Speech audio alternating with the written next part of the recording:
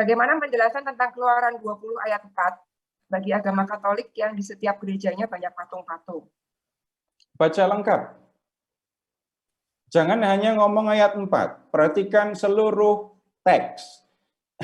Jangan membuat bagimu patung yang menyerupai apapun yang ada di langit di atas, atau yang ada di bumi di bawah, atau yang ada di dalam air di bawah bumi. Jangan sujud menyembah kepadanya atau beribadah kepadanya. Nyanya ini siapa? Patung.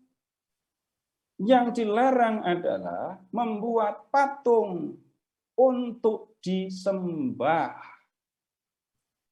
Nah sekarang Bapak Ibu harus buka teksnya, harus buka teks sekarang.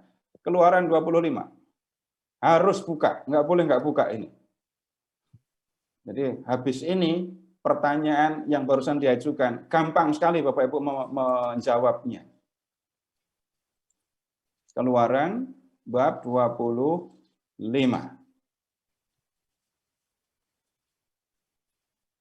Keluaran 25 ya. Mulai dari ayat 20. Ini perintah untuk membuat tabut perjanjian. Ya. Perintah untuk membuat tabut. Nah, kemudian tutup tabut itu disebut dengan istilah khusus. Namanya tutup pendamaian. Sekarang, ditutup pendamaian, ditutup tabut ada apa? Lihat ke ayat 17. Juga engkau harus membuat tutup pendamaian dari emas. Nah, ini tutup tabut itu namanya tutup pendamaian, istilah khusus. Ayat 18.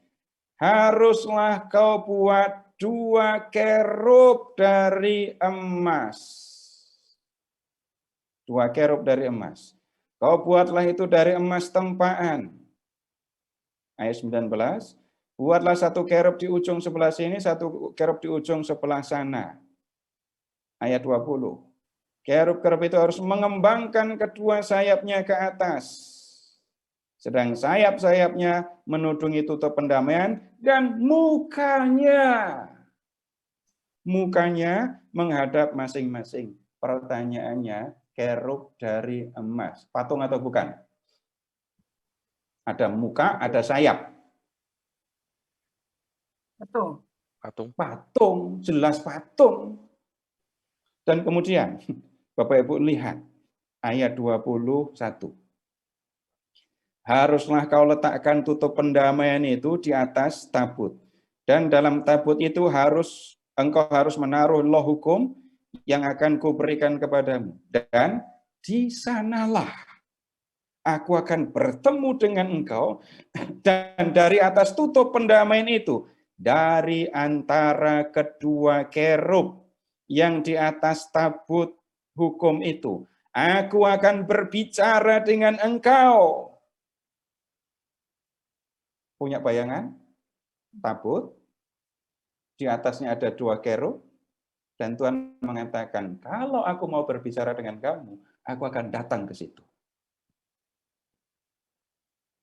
Ini siapa yang nyuruh bikin patung? Tuhan yang suruh bikin patung. Jelas kan? Tapi ini untuk keperluan ibadah, pasti untuk keperluan ibadah. Di tabut perjanjian kok. Nanti kalau Bapak Ibu membaca Keluaran Imamat bab 16, tabut ini menjadi bagian yang penting untuk upacara pendamaian. Upacara penghapusan dosa. Tidak bisa tabut ini diabaikan. Berikutnya, silahkan ke kitab Bilangan.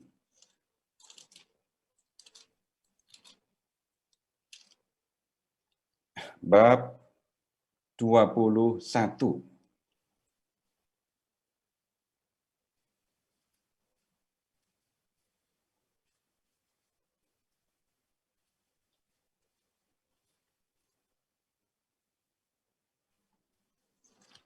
Perhatikan yang ular tembaga. Orang Israel protes kepada Tuhan, marah-marah kepada Tuhan.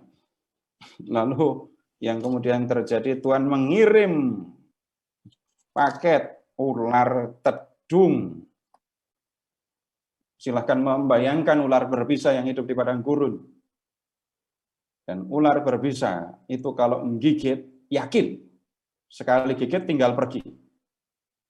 Ya kan? Nggak akan ular berbisa gigit, lalu pergi terus nggak yakin. Racunnya, bisanya udah masuk belum ya? Lalu balik gigit lagi. Nggak pernah. Orang yang digigit ular ada dalam bahaya kematian. Ya. Nah, kemudian Bapak Ibu lihat ke ayat 8. 21 ayat 8. Maka berfirmanlah Yahweh kepada Musa, buatlah ular tedung dan taruhlah pada sebuah tiang. Maka setiap orang yang terpagut, jika ia melihatnya, akan tetap hidup. Lalu Musa membuat ular tembaga. Patung atau bukan? Patung. Dan patung itu dibuat atas perintah Tuhan, orang yang digigit ular ada dalam bahaya kematian. Tapi hanya dengan memandang patung itu, orang akan tetap hidup. Bapak Ibu, silahkan mengingat dalam Injil Yohanes, seperti Musa meninggikan ular di padang gurun, demikianlah anak manusia harus ditinggikan, supaya setiap orang yang percaya kepadanya beroleh hidup yang kekal. Yesus malah menggunakan patung ular ini untuk menjelaskan apa yang dilakukannya di kayu salib. Berikutnya lagi, belum selesai. Silahkan ke 2 Raja-Raja, ini kesalahan. 2 Raja 18. 2 Raja 18. Ini ngomongin patung ular ini tadi ya.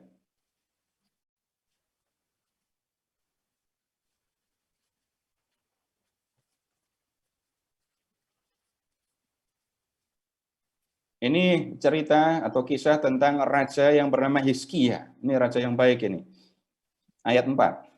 Dialah, ini Hizkia ya, yang menjauhkan bukit-bukit pengorbanan dan yang meremukkan tugu-tugu berhala, yang menebang tiang-tiang berhala, dan yang menghancurkan ular tembaga yang dibuat Musa.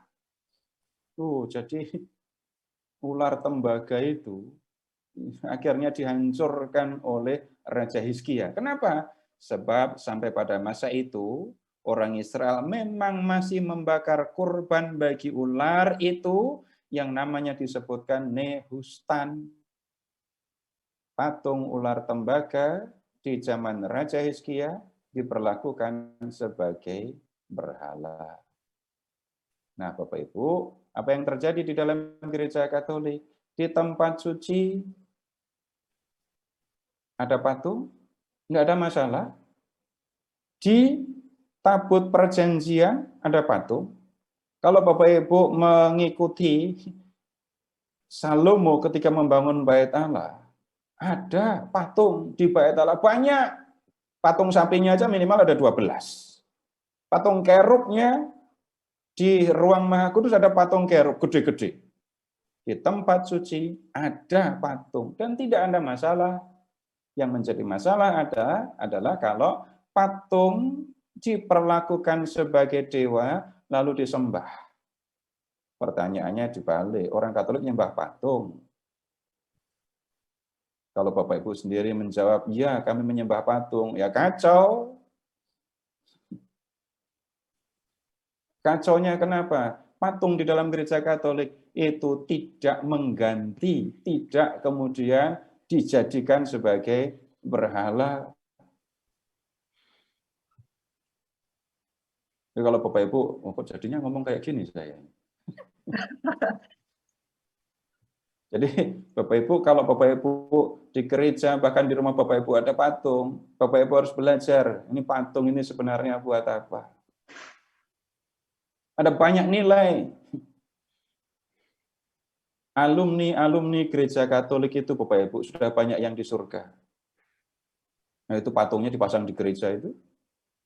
Dan itu menjadi tanda bagi kita, besok aku akan ke sana seperti mereka.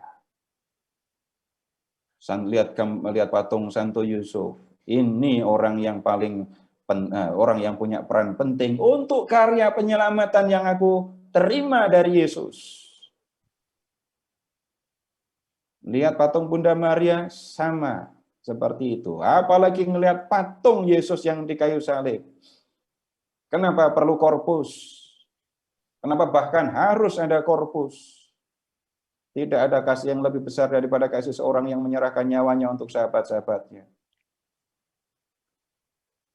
Dan kematian Yesus di kayu salib, disitulah Yesus menunjukkan kasihnya. Dengan memandang salib Yesus, patung salib Yesus, yang ada di pikiran kita, bukan yang disalib itu, yang bukan patung itu, Tuhan Yesusnya. Tapi kenangan akan peristiwa penyelamatan yang dilakukan oleh Yesus di kayu salib hadir di depan kita. Nah, ini kalau dilanjutkan ngomongnya bisa panjang sekali nanti.